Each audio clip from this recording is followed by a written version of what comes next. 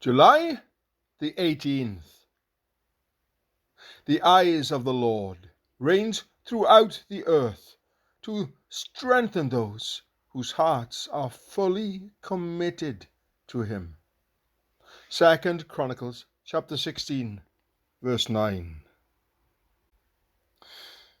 God is looking for men and women whose hearts are firmly fixed on him and who will continually trust him for all he desires to do with their lives.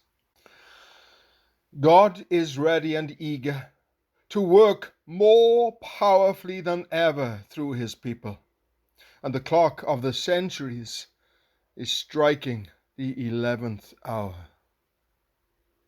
The world is watching and waiting to see what God can do through a life committed to him. And not only is the world waiting, but God himself awaits to see who will be the most completely devoted person who has ever lived. Willing to be nothing, so Christ may be everything.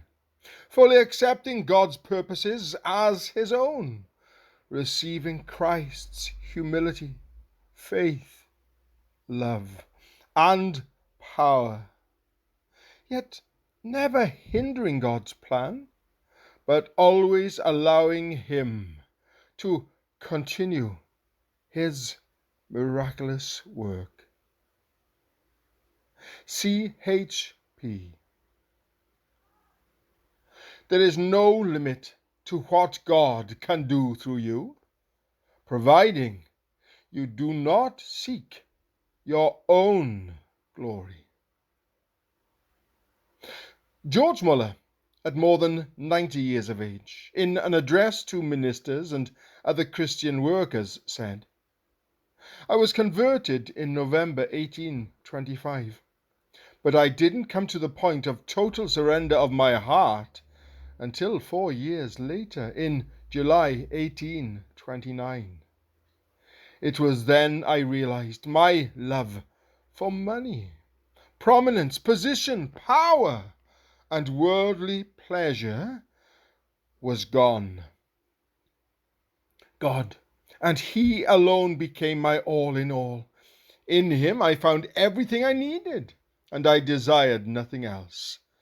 By God's grace, my understanding of his sufficiency has remained to this day, making me an exceedingly happy man.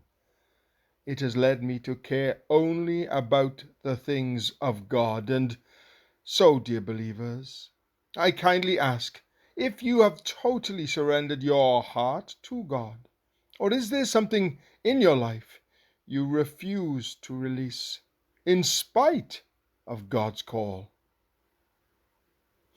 Before the point at which I surrendered my life, I read a little of the Scriptures, but preferred other books.